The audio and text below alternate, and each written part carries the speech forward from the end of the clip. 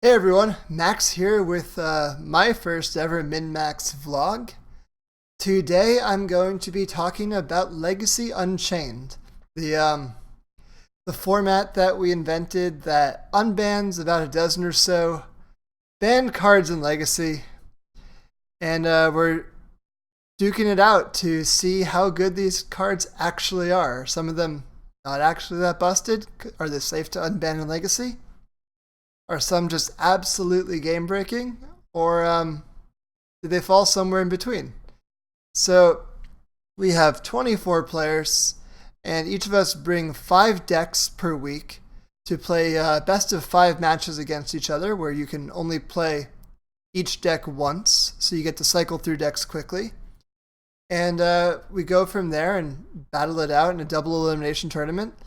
And we'll see which decks rise to the top and which ones kind of fall off. And so what I want to do today is talk about some of the week 1 deck lists that people submitted and my first impressions about them. So kicking it off, let's look through all the cards that were unbanned in this format. We have Deathrite Shaman. It's a green-black 1/2. Or it's a green-black hybrid man, I should say. Either one works. It's a 1/2 because why not? Actually, here's why Deathrite Shaman is a 1/2. If you were ever wondering. Dark Ascension came out, and they wanted the Sorin Lord of Innistrad Planeswalker printed in Dark Ascension to be good. So they printed a pushed card, an uncommon, in white-black, called Lingering Souls. And Lingering Souls was absolutely busted. This is Lingering Souls, in case you were wondering. Lingering Souls makes 4 spirits, costs 2 and a white to make 2 spirits, and then flashes back for 1 and a black. So they printed this card to help Sorin Lord of Innistrad be good. And it turns out that they pushed Lingering Souls way too much. People were first picking it over pretty much anything in Dark Ascension draft. They had to ban it in Block Constructed because Block Constructed was a format then. It was just way too good. Really strong card in Standard as well. And so they ended up printing a lot of -1/-1 hate so you could answer a swarm of Lingering Souls tokens. However, since Return to Ravnica came out right after Innistrad, they didn't want Deathrite Shaman to get incidentally killed by the hate for Lingering Souls, and so they made it a 1/2. So what does that all mean? It means Deathrite Shaman is Sorin's fault. That's what that means. Sorin is responsible for Deathrite Shaman being a 1/2. Now let's look at the text box. Deathrite Shaman exiles a land, basically it's a mana dork for any color while eating the graveyard. In addition to that, it is reach, and messes with Snapcaster mages and stuff like that, draining your opponent out. And it's graveyard hate, because why not? Dig Through Time is an egregious card that you can ignore the 6 for now. It just says exile 6 cards from your graveyard. Blue, instant. Double Demonic Tutor. No, it's look at your top 7 and put 2 into your hand. But it's basically you grab another Dig Through Time or just a Force of Will and another value card. It puts you so far ahead whenever this card resolves. It's absolutely busted in half. Earthcraft is a card from Tempest that's been banned for a very long time, and a lot of people think it is safe to unban. It reads, tap an untapped creature you control, untap target basic land. How this card is good is with Squirrel Nest, where you combine those two and you get infinite squirrels, because you can tap the squirrel to untap the land that Squirrel Nest enchanted. Frantic Search, you'll see the text as it's basically a Faithless Looting or Careful Study effect, but it costs 3, is an instant, but it untaps 3 lands. So if you're paying 3 mana for it, it's effectively free. If you're tapping an Ancient Tomb, then it actually can put you up on mana.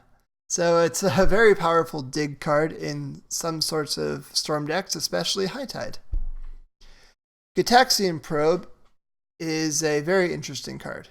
It is now officially banned and restricted in every format that it's ever been in, or that is currently playable in. So it's banned in Modern, banned in Legacy, banned in Pauper, and restricted in Vintage. What does it do to have all that? Well, for Phyrexian blue mana, you can look at target player's hand and it replaces itself. So what this means is Magic is a game of hidden information. And Gitaxian Probe removes that symmetry. You know what's in your opponent's hand, and they don't know what's in yours, which means that you can now sculpt your game plan to beat their cards, but they don't know exactly what you have, so it's hard for them to leverage that back against you. A few pros, when the card was first being played, called the card Training Wheels and said you shouldn't need it, and they were eventually proven wrong. Actually knowing what's in your opponent's hand is insane. The information effect just lets you really just use your cards exactly as needed to win the game. You'll know which cards you have to counter, which cards you can let resolve, whether your opponent has counter backup for something, you don't have to play scared if you don't need to, etc., etc. So it comes at a really low cost and just provides so much advantage. Goblin Recruiter is a 2-mana 1/1 that when it enters the battlefield, you can stack your deck with any number of goblin cards. And so it's a pain to resolve. So it's been banned for the entirety of Legacy. And people think it's probably weak enough that it could come off the ban list. And I don't know, it seems like it's a pain to resolve. You can imagine stacking 20 cards and making sure they're right and double checking it just for time considerations. And then also the combo kill is with Food Chain. So what you do is you put a Goblin Recruiter every 4th card down, and you play goblins, sacrifice them to make more mana, and keep on going off with Goblin Recruiters, generating mana, and eventually you, honestly I don't know quite how you kill with it, but you find a way. Hermit Druid. Hermit Druid's a 2-mana 1/1 with green tap and reveal cards from the top of your library until you reveal a basic land card. Put that card into your hand and all others into your graveyard. The trick with Hermit Druid is don't play basic lands. You just you mill your whole deck. And so doing that, you can bring up Narcomoebas and flashback a Dread Return. And at that point, you just win the game. So it's basically it's a 1 green. If I untap, I win. Mana Drain makes Counterspell look terrible. It's a counterspell, blue, counter target spell. And then at the beginning of your next main phase, add an amount of colorless mana equal to that spell's converted mana cost. If you ever Mana Drain to Dig Through Time, you get a lot of mana to do that. A trick with Mana Drain, by the way, is if you're trying to use Mana Drain to protect your own spell, cast that spell on your second main phase. Otherwise, what will happen is you'll Mana Drain, it will work, and then on your second main phase, you get all that mana back, but you have no way to use it. So say you're trying to force something through and Mana Drain protect it, do it on your second main phase. Mind's Desire is for some reason not showing up here, so I'll search it up for you.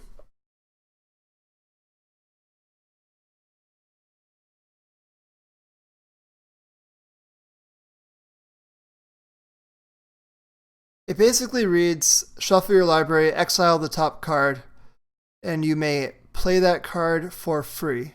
Storm.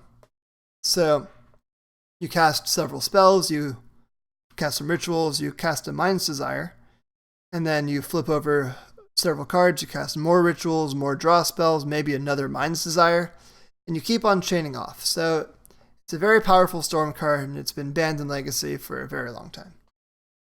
Wonder how busted it is. Mind Twist is X and black. Target player discards X cards at random. So for 3 mana, it's a Hymn to Turok. For 5 mana, it's 2 Hymn to Turoks. It's not particularly busted, but it's fine. Survival of the Fittest is a fan favorite of cards on this ban list or unbanned list. You play it, you discard creature cards, and you search up new ones. Doesn't sound super unfair, but when we go over the survival decks, I'll show you how it is. Sensei's Divining Top reads that you have 3 more cards in your hand at all times. I'm kidding, but I'm not. That's basically what the card says. You have access to the top 3 cards of your library whenever you need them, and you can put them in any order. So you're always drawing the best of the 3 cards. If you don't like any of them, you can shuffle, you can look again. It's probably the best filtering spell ever printed, and is also a card that enables some sweet combos like Sensei's Divining Top and Counterbalance, where you can continue to rearrange the top cards of your library to pretty much counter any spell that your opponent plays. Wheel of Fortune, straightforward. Each player discards their hand and then draws 7 cards. Seems fair, except the decks that play this intend to abuse the symmetry. Windfall is similar. Each player discards their hand and then draws cards equal to the greatest number of cards a player discarded this way. So, if you do it on the play, it's a Wheel of Fortune. On the draw, there might just be 4 cards left. People are low on cards, Windfall doesn't become as powerful. And Yawgmoth's Bargain is a very powerful storm card. You skip your draw step. That's too bad. How are you going to get cards? Well, you pay 1 life and you draw a card. So basically, you put Yawgmoth's Bargain into play via show and tell or some rituals. You draw a ton of cards, and you win the game. You can even cast mini Tendrils of Agony in the middle of this to gain more life, so you can draw more cards. So without further ado, let's go into the banned cards or unbanned cards and talk about the decks that some people played with them. So I'm going to start off with myself, since I'm doing this vlog, and I need to give myself some credit. I built a sweet Deathrite Phoenix deck. Deathrite Shaman is a card that enables all sorts of broken mana bases to function, but that's not completely how I used it here. I used it in another way as creating a powerful plan B for Arclight Phoenix. So the Phoenix deck goes cantrip, or discard spell, Dark Ritual, Buried Alive, puts 3 Phoenixes in your graveyard, and at the beginning of combat, you've cast 3 spells, instants or sorceries, so the Phoenixes come into play, and you hit down for 9, then you do it next turn, and it's 9 more. So you can win the game really fast. And also, thanks to Gitaxian Probe, you now have the turn 1 play of Gitaxian Probe, check that the coast is clear, Dark Ritual, add 3 mana, and then Buried Alive. So turn 1, you don't even have to commit all in. If your opponent has counter magic that you saw with the probe, you just don't have to do that. And that's the information disparity thing I was talking about with Gitaxian Probe. It lets you know whether or not you're safe to go in on the combo. Deathrite Shaman also enables stuff like, so you go turn 1 Deathrite Shaman, then turn 2 you go Young Pyromancer, Gitaxian Probe, Cabal Therapy, make an elemental. You've seen their hands, so you can name something correctly. And then you flash it back and do it again. So you've just completely ripped apart your opponent's hand with a fair game plan while hugely advancing your own board. Another thing that Deathrite Shaman does in this deck, in addition to acceleration for both the fair and unfair game plans, is it sacrifices to Cabal Therapy. So if you need a creature in play, or just to discard 1 more spell in your opponent's hand that they have an answer to before you go for the Buried Alive, you can do that. Say you go turn 1, Deathrite Shaman. Turn 2, you have 3 mana available, and so you cast Gitaxian Probe. You see that their hand has something in it. Say you actually drew one of the Lotus Petals. Or you say you don't even have Gitaxian Probe, you have a Lotus Petal. You can go Cabal Therapy, name something. Oh, they have a different answer. You can add mana with Deathrite Shaman, flashback Cabal Therapy, for free, just sacrificing the death right, and then cast Buried Alive with your remaining 3 mana, and all of a sudden you have Phoenixes coming down. So this deck just feels really, really powerful. In the sideboard, some new hits. You have Plague Engineers and stuff to answer the creature game plans, and basically a bunch of stuff that I expected people to play. Dig Through Times, graveyard strategies like Survival, Pith the Needle to hit stuff like Survival or Yawgmoth's Bargain. So really that's how this deck looked. Then the next deck I want to talk about for Deathrite Shaman is Chase Hansen's deck, which is also known as Stryfopile, but he's playing it with fully powered 4 Deathrite Shamans and 2 Wrenn and 6. So the quote-unquote abysmal mana base of Stryfopile is totally fine now, because Deathrite Shaman and Wrenn both fix your mana, so you can basically play whatever you want. What is Chase choosing to play? Well, he has Baleful Strix, Snapcaster Mage, Leovold, Plague Engineer, deck to basically filter through your deck. What this deck has is it has a bunch of powerful but kind of situational stuff. And so you can filter through it and find the right cards for the right situations. The quote-unquote combo in the deck is you discard Punishing Fire to Dak Faden, and then you buy it back with Grove of the Burn Willows, which generates card advantage. Moving on, we can now talk about Dig Through Time. The quintessential Dig Through Time deck was Omnitel. Omnitel, it was amazing. Oops, let's fix that. Here we go.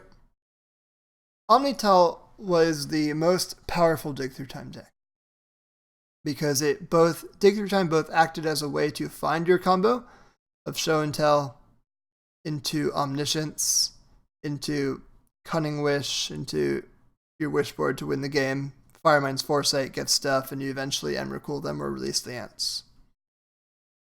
But also what Dig Through Time did is, in addition to finding your combo, it could find your win conditions. Once you had the Show and Tell and Omniscience, you can just keep on chaining Dig Through Times until you have everything you need to win, because you just cast them for free.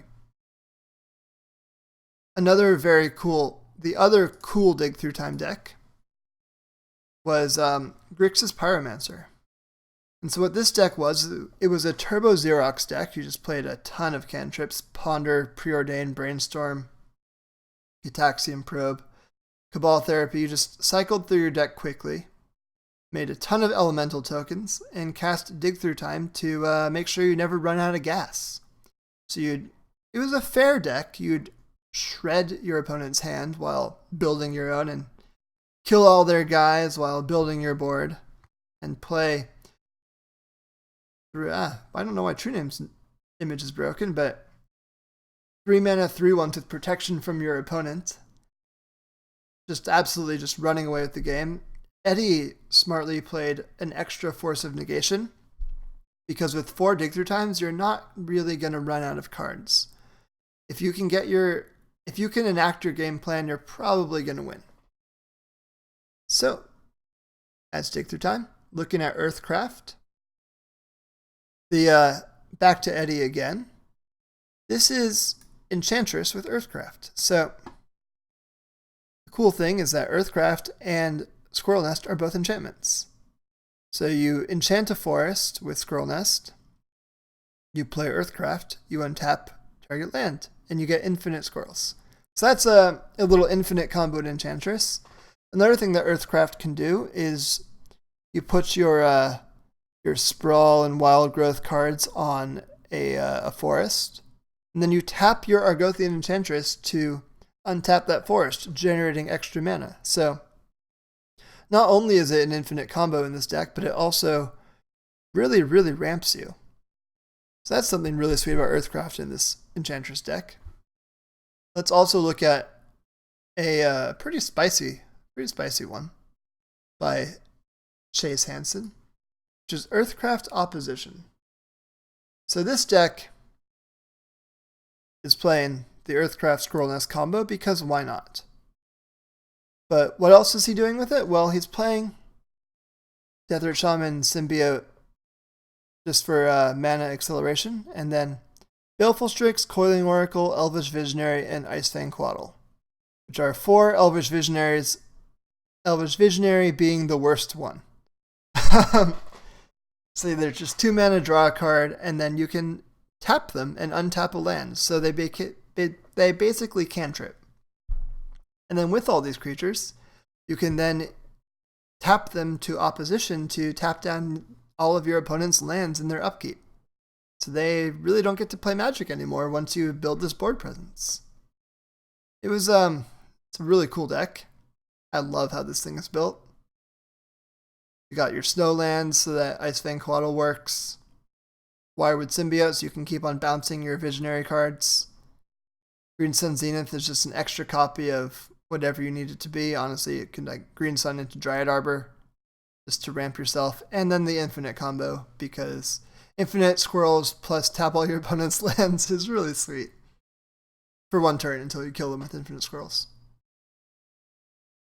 Next up, we've got Frantic Search. Now the quintessential Frantic Search deck is High Tide. So High Tide makes islands tap for an extra blue. Your all islands. And Stefano was playing a Monastery Mentor sideboard plan, so he played 1 Tundra as well, but the typical builds are all islands. So you make a ton of blue mana, you filter through your deck, you find usually Time Spiral, so it's a draw 7 that untaps 6 lands. But with High Tide, since your islands tap for extra mana, you're generating mana each time you do that. And Frantic Search, again with High Tide, generates extra mana. So you draw cards, you discard the cards you don't need, like extra lands or whatever, and you generate more mana, just continuing your storm count. Eventually, when you feel like it, you Cunning Wish for a Brain Freeze, and you mill your opponent out. Nice and easy. Or, say your opponent's playing stuff like Emrakul the Aeon's Torn, or you just can't mill them out for whatever reason. You generate a ton of mana, like 50-something, 60 mana, and you Blue Sun Zenith them, and make them draw their entire deck. And they lose. Sweet deck. It's definitely the best Frantic Search deck. It's a natural fit. It's also playing 2 Sensei's Divining Top to make sure that you can find what you need when you need it, because as we discussed, Sensei's Divining Top is insane filtering. And Stefano is playing Mind's Desire as basically Time Spiral number 5. You just cast a bunch of spells, you Mind's Desire for a ton. Some other High Tide lists were playing more Mind's Desire, which I also believe is totally reasonable.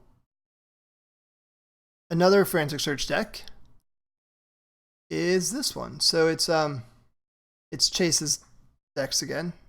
He builds sweet decks. This is a Pyromancer Ascension deck. Grixis Pyromancer. So it's doing the same Pyromancer Probe Cabal Therapy thing that we all know and love. It's got a full playset of Dig Through Times, and it's also got Pyromancer Ascension. So you'll notice that these are all 4-ofs, or most of them are. Frantic Search is only a 3. But you cast copies of cards that are already in your graveyard. You put counters on Pyromancer's Ascension, and then when you get 2 counters on it, you get to copy every spell you cast. So if you thought that blue for look at your top 7 and pick 2 is good, imagine doing that twice. Basically top 14 and pick 4. You just win the game. Straight up. There's no coming back from that. What Frantic Search does in this deck is it fills the graveyard for Dig Through Time. It's absolutely free, so you can discard your extra lands. This deck doesn't need many lands to function, it just needs a couple to get itself going. So you need to have the requisite density, but once you have a few lands in play, you can just pitch your extras, and Frantic Search is amazing at that. It also puts primary copies of cards in the graveyard for Pyromancer Ascension, so you can start getting counters faster, so you can like pitch one Preordain and then cast the other, just turning this card on real fast. really cool deck. You don't actually even need Young Pyromancer to ever attack to win. You can turn on Pyromancer Ascension and then just start bolting your opponent. With 4 bolts and active Pyromancer Ascension, with 1 active Pyromancer Ascension, bolts deal 6. So 6 times 4 is 24. And then with multiple Pyromancer Ascensions going, you can deal a ton of damage without even ever attacking once. Moving on from that, we are now at everyone's least favorite card, Gitaxian Probe. So I'm going to go back to this Deathrite Phoenix deck, talk a little bit more about Gitaxian Probe. And we talked about the information asymmetry and how that's insane with Cabal Therapy. But really the reason that most people hate Gitaxian Probe is because it creates really unfun gameplay. Part of Magic is being able to read your opponent and figuring out what they have and kind of trying to mask what you have. And it takes away that element of the game, which it's like map hacking. If you played any like real-time strategy games like StarCraft or Warcraft or what have you, being able to see everything when your opponent can't is just not fair. So, Probe, gotta love it. Just kidding. The other quintessential Gitaxian Probe deck is Grixis Delver. So this is Adam Wallace's version. It looks really clean. It's basically a classic Grixis Delver deck. You've got Deathrite, Delver, Young Pyromancer, Gurmag Angler, and so you have that whole Deathrite into Pyromancer, Probe, Therapy, Flashback Therapy, Rip Your Hand. Then you also have Daze to back the whole thing up, and Force of Will. And so your opponent's hands get shredded, you build this unbeatable board state. These creatures all synergize beautifully, and I'm going to briefly explain why. So Deathrite Shaman is a mana dork that wins the game. That's also a good late game. It's a real threat and real graveyard hate. Delver is a 1 mana 3/2 flying that dies to everything, but also only costs 1. So that's fine. Young Pyromancer goes wide, so your opponent needs to be able to have small damage sweepers to deal with this, or stuff like Abrupt Decay. And then Gurmag goes tall. So Gurmag is best answered by cards like Diabolic Edict, or I guess more frequently these days Liliana's Triumph. But with Young Pyromancer, those cards do nothing. And so if you're playing Gurmag Anglers and your opponent draws 1 mana sweepers, then you've got 4/4 Gurmags. That's fine. You're on the Young Pyromancer plan and your opponent has the Edicts, then those do nothing. And if only there were some way to figure out what was in your opponent's hand. Let's play 4 of that card. Okay, so everyone's favorite busted Grixis Delver deck. Now, unfortunately, the next card on this list is Goblin Recruiter. And at least week 1, no one registered any Goblin Recruiter decks. I don't know if people just didn't feel like clicking through 20 cards on Magic Online. I certainly didn't. Or they didn't think the card's good enough. I also didn't. So I have no Goblin Recruiter decks for us to look at. But maybe that we'll have them coming forward. There's a lot of players and a lot of decks to run. Someone's probably going to be adventurous. So moving on to the next card that people did play, we have Hermit Druid.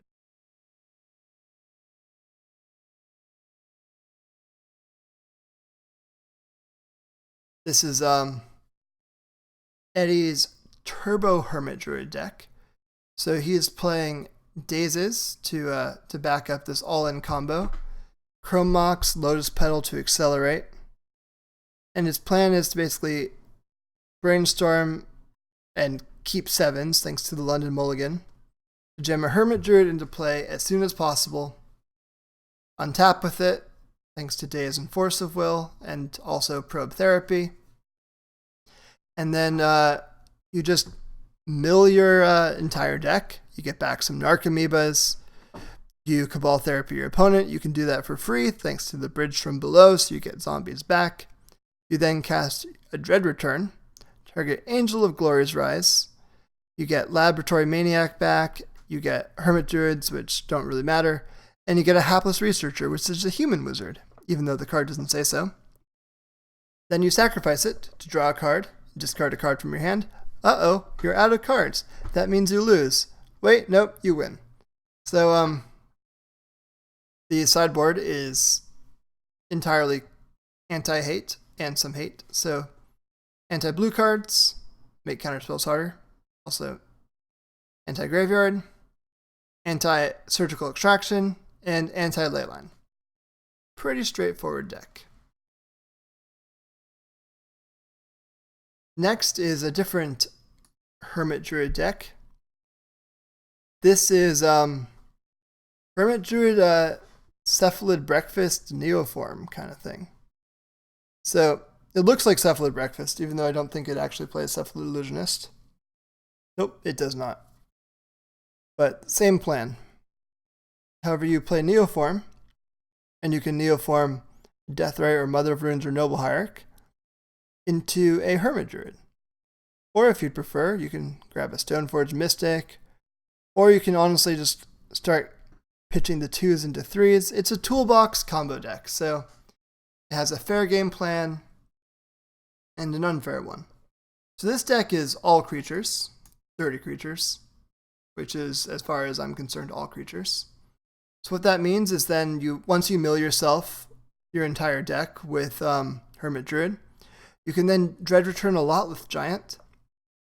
Enters the battlefield and deals 1 damage to target opponent for each creature card in your graveyard, which is going to be more than 20. So you win. He's also playing Lightning Greaves, which you can tutor up with Stoneforge Mystic, and it gives your Hermit Druid haste and shroud, so you can play and sacrifice it the turn, or play and activate it, sorry, the turn it comes into play. So this is a really cool take on a fair, unfair hybrid version of Hermit Druid. Now on to Mana Drain. So here's this is a Grixis Pyromancer deck, so it's doing the whole Pyromancer probe therapy thing that we've probably gotten sick of it by this point, playing the full plays that dig through time. However, Patrick's going slightly bigger than Chase was doing. He's playing 3 Mana Drain, and so what he's doing here is playing a little bit more of a control game, where not only are you ripping your opponent's hand apart, but you're also protecting yourself. And then after you resolve a Mana Drain, you have a ton of mana. You can cast Pyromancer for red, Jace for blue, or what have you, and you can combo off like that. 1 second. To make sure my cat's not screwing with my cables too much. Excuse me, Mary. I'm going to need to evict you. Say hi to the cat. Everyone on MinMax vlog, this is Miri. She is my cat. She likes to be involved. It's very helpful, but she's being a little bit too helpful. So now on to the next Mana Drain deck. How about a deck that just plays Counterspell anyway, like Miracles? So this is Anurag's Miracles list that he submitted for Unchained. He's not playing Dig Through Time in this version because we are only allowed to register Dig Through Time in 1 deck. We kind of all agreed that the card is busted and unfun, and it goes into every blue deck, and so in order to allow for deck building diversity, we restricted everyone to 1 Dig Through Time deck. So Anurag did not choose to do Dig Through Time in his Miracles list. However, he's playing Mana Drain, which, as we've established, removes this colorless cost from all sorts of spells, like Jace. Or you can cast free Sensei's Tops, or cast Predict for only blue mana. So there's lots of ways to make use of Mana Drain in this deck, and since you're playing Counterspell anyway, it's pure upside. Going on from there, we have old Mind's Desire. So let's go into that. Let's look at what Mind's Desire looks like. Rodrigo Tagores is very, very good Storm player. He's won a Grand Prix with Ant. And he's known for being an absolute master of deck building with Storm. And playing the deck. So this is what he calls a Desire Storm. So he's playing Mind's Desire, as well as a bunch of, cantrips, but rituals going up, Metamorphose, Mana Rocks, for a full place 20 artifact Mana Rocks. So Chrome Mox, Lion's Eye Diamond, Lotus Petal, Mox Opal, and Grim Monolith. Ramp into big Mind's Desires, at which point you continue to draw your deck and wheel and go from that. You notice that this deck has no discard in it. So how do you deal with Wheel of Fortune, giving your opponent cards when you have no discard? Well, the answer is that your density of must-answer threats is so high, and also that Mind's Desire is very hard to actually counter because it's a Storm card. So if someone wants to Force of Will it, they can only Force of Will one copy. And if they want to Fluster Storm it, this deck has so much mana that you can pay for a bunch of copies.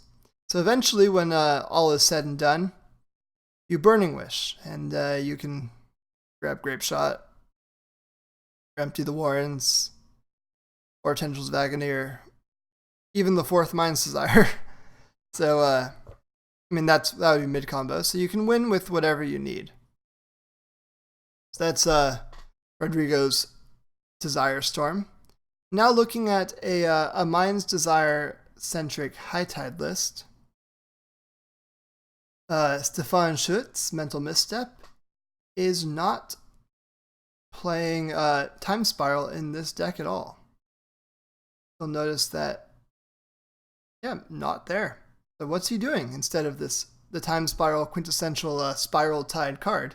Well, he's playing Mind's Desire. So he's on the full Frantic Search package. Merchant Scroll can find you. Dig Through Times, Frantic Search, Cunning Wish, the actual card High Tide itself, Mana Drain, Force of Will if you need to protect it. And so the same thing that you were doing before with High Tide, of casting High Tide, playing a bunch of spells, drawing a bunch of cards, casting more High Tides, and then his plan is to chain Mind's Desires. Also, his plan is to untap lands with Frantic Search. Let's just put that out there, since you're not playing Time Spiral. Frantic Search is how he's generating mana. So then you got Mind's Desire going. And so you Mind's Desire, so you flip a bunch of cards, you flip more Frantic Searches.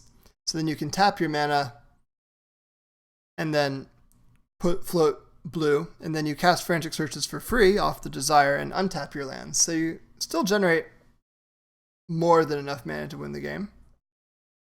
Stefano was playing Monastery Mentor. However, Stefan is playing one Tropical Island for 2 Veil of Summer. So Veil of Summer has the text, spells you control can't be countered this turn, and you and permanents you control gain hexproof from blue and black until end of turn. So there I was, about to absolutely crush Stefan. I was playing him week 1, and I had Thoughtseize and a Pyromancer and a Cabal Therapy. And so I was going to Thoughtseize him, look at his hand, Cabal Therapy, take a card, flashback Cabal Therapy, take the other card. However, Stefan had 4 mana in play, so he Cunning Wished, and he grabbed Veil of Summer, and my entire plan fell apart, because all he had to do was Veil the first Thoughtseize, and I couldn't rip his hand apart, and he killed me the next turn. It was rough. So, yeah. Moving on from that, we've got the fan favorite Survival of the Fittest. Julian Knab played a lot of Survival way back when it was legal. And this was his favorite build of it. It's kind of maverick-y. You'll notice like Night the Reliquary, Thalia, all your favorite maverick hits like Noble and Mother of Runes. But what it also has is for Survival of the Fittest, which you can use to get Loyal Retainers, You sacrifice them and you return Iona or Eldish Norn from your graveyard, which you discarded with survival, to the battlefield. So it's got a combo kill as well. It's basically a hyper-powered Maverick deck, which I think is pretty cool.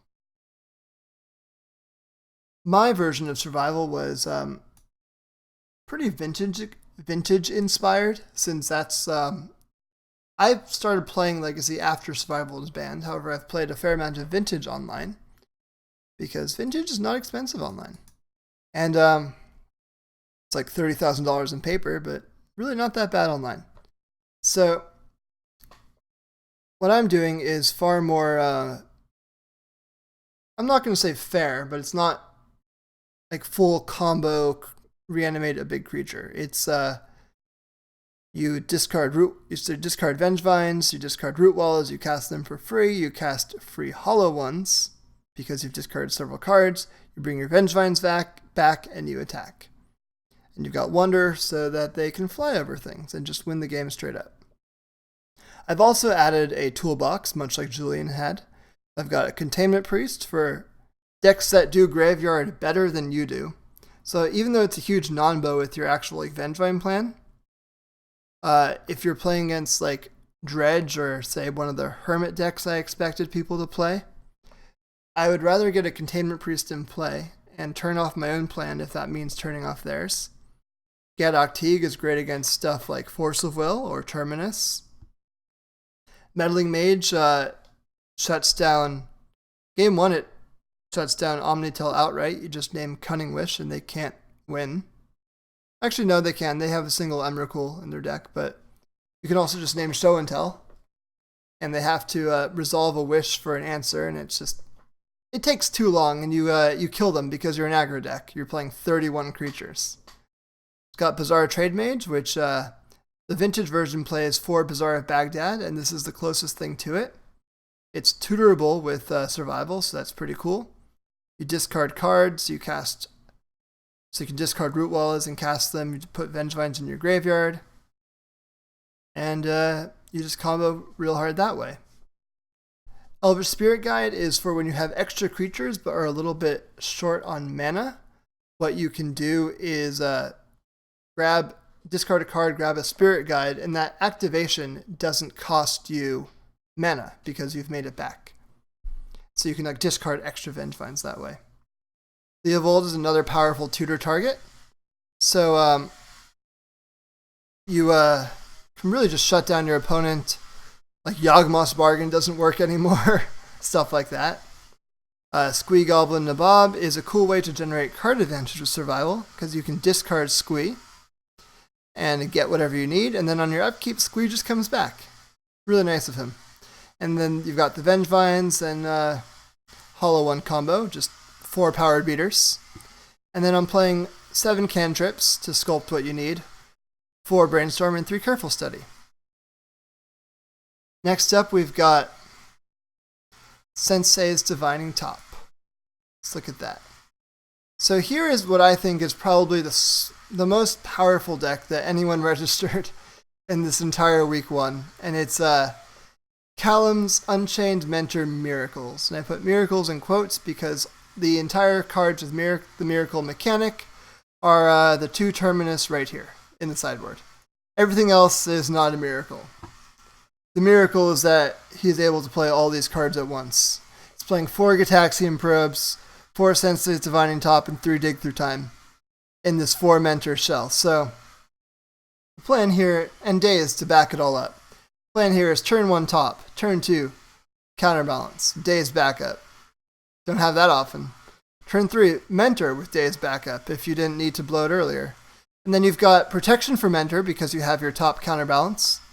You've got Gataxian Probe for free monks.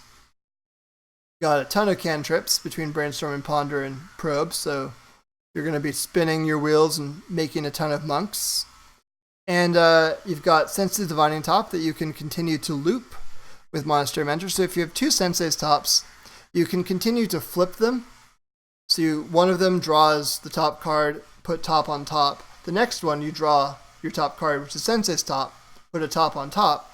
And so for every 1 mana you spend, you you get a spell for Mentor. So Mentor basically kills almost instantaneously. It deals exponential amounts of damage. And then 3 dig through time, because why not? So the hyper fast miracles deck like this kind of risks flooding out. But dig through time means that you're not going to run out of gas anymore. You can find your best cards. So that's really sweet. And then Callum also brought another sweet Sensei's Top deck to week 1, which was Strawberry Shortcake. Strawberry Shortcake is a deck that is red-white painter. It's called Strawberry Shortcake because of the colors. But yeah, it's red-white painter. And what Sensei's Divining Top allows you to do in this deck is basically find the right pieces.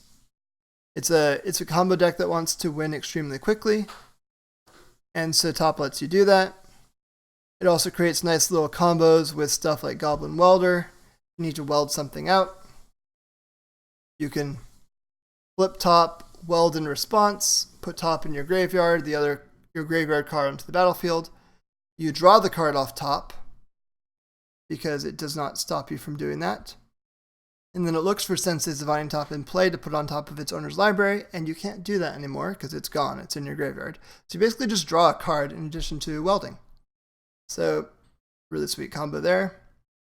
It's a toolbox deck with 6 Pyroblasts, which is pretty powerful in this very blue-heavy metagame. So going on, and also you got 3 Blood Moons in the main deck, and a Magus, because why not, right? Playing all these red cards, and you've seen all the greedy piles that people have been playing, with 0 basics. So why not just crush them? Absolutely ruin their day. Moving on from here, we've got a couple cool decks utilizing Windfall. This is Mark Koenig's, or Bara, as he's more often known, Wheel Stompy. So this is a Chalice deck. Just be straight up. It's a Chalice deck, Transphere deck, and then its win conditions of choice are Blood Moon, Chandra, and the old Narset Wheel combo. So if you have Narset in play, each opponent can't draw more than 1 card each turn. And Wheel of Fortune turns into you draw 7 cards and your opponent discards their hand and draws a random 1 off the top. So Narset breaks the symmetry of Wheel really quickly, which is pretty sweet. It's always nice when decks do powerful things like that. The next deck I wanted to show with Wheel and Windfall is Julian's Unchained Burning Storm. So this is kind of like Rodrigo's Blue-Red Storm deck, except Julian is playing more Windfalls and Mind's Desires, and he's also playing 3 Mizzix Masteries in the main. If you're not familiar with what this card is, because I wasn't, it's kind of like a single target Past in Flames. So you exile a target card in an instant sorcery in your graveyard, and you can cast that card for free. And then it overloads for 8 mana. It's a lot. But you can cast your entire graveyard for free. And so the idea here is you're discarding your hands and drawing cards and just kind of overloading your opponent again. That's been the trend here with these blue-red decks. And jamming through Mind's Desires and Mizzix Masteries and Windfalls and Wheel of Fortunes until one of them sticks. The cool part about wheel effects is they demand your opponent use the Force of Will that's in their hand, because if they don't, that Force of Will is no good anyway. So you can kind of use your wheels as discard effects, even though you're not actively playing any discard effects straight up. The next Storm deck I wanted to talk about is with Yawgmoth's Bargain. So going back to Rodrigo, this is a pretty, I think, straightforward Yawgmoth's Bargain deck. It's got 2 main deck defense grids, so you can go off in peace and not worry about being bolted. It's a Storm deck with Force of Will in it, which is probably one of the craziest things about it. Normally, Storm decks aren't able to use Force of Will to protect themselves, but this one is. In addition to, the dresses and defense grids and stuff. So you've got Mind's Desire and Yawgmoth's Bargain that you ritual up to. And you cast a bunch of cards for free, you draw a bunch of cards, and eventually you kill with the Tendrils. I also wanted to talk a little bit about some of the decks that people brought to combat the expected metagame. This one is really sweet. It's Soldier Stompy, which is, I'd say, fringe playable in current Legacy. But when you look at cards like Yawgmoth's Bargain or Mind's Desire or what have you, the cool thing is it doesn't matter how broken the cards are if they can't cast them. And so you've got main deck Containment Priest, so too bad survival. 4 main deck Thalias, so that all your storm decks kind of fall apart. You've got kind of classic soldier cards. This is like a Soldier Fiend Hunter. Preeminent Captain is like a Goblin Lackey for soldiers. Thalia is really good against all like the fair decks that people are playing with non-basic lands and creatures. Dara Warchief buffs your soldiers. Enlistment Officer is a Goblin Ringleader for soldiers because back then human was not a creature type, and so soldier was the recruiter, much to Eddie's dismay. And then you've got Palace Jailer, which is a very new soldier, but a soldier nonetheless, that exiles a creature and gives you the monarchy. So just lets you run away with the game or keep pace against the control decks. Also, now look at Suppression Field. Activated abilities cost 2 more to play unless they're mana abilities. So let's pop open the ban or the unbanned list again. Activated ability. Activated ability. Sorry, this is the mana ability, so that's fine. Activated ability. Survival, activated ability, each time. Sense the Divining Top, activated ability, each time.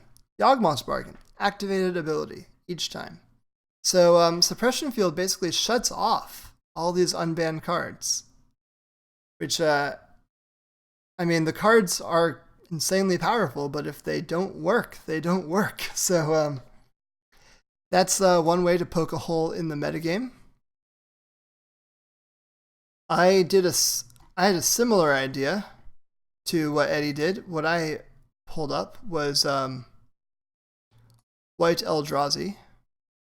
And so instead of the Suppression Field plan, I was also doing Thalias and a bunch of Containment Priests and what have you. And I was playing Thought-Knot Seers because it doesn't matter how good your card is if it's gone.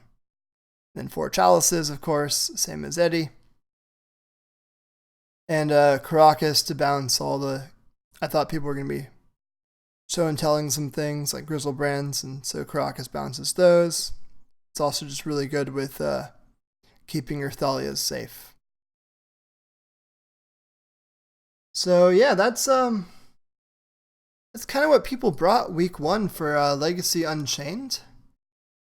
It's a wide variety of decks, and if you're interested in what they've brought, go to minmaxblog.com and check out the Legacy Unchained here at the top. I'll show you. You go to minmax.blog.com, click on Legacy Unchained right up here, and you can find out everything you want to know about it. Got all the unbanned cards, everyone who's playing, the week 1 deck lists, and the bracket as it's working out. So you'll see that go on. You can see that I lost round 1, lots of people won. And you can click on week 1 deck list to see what everyone is playing. You can also go to the MinMax blog YouTube channel soon, and you will be able to find VODs there. And also posted on the MTG Legacy subreddit. We've been trying to make weekly posts there to keep people up to speed on what's going on, where they can find VODs and whatnot. So I hope you enjoyed this MinMax vlog brought to you by Max, talking about Legacy Unchained. And I will see you all soon. Bye-bye.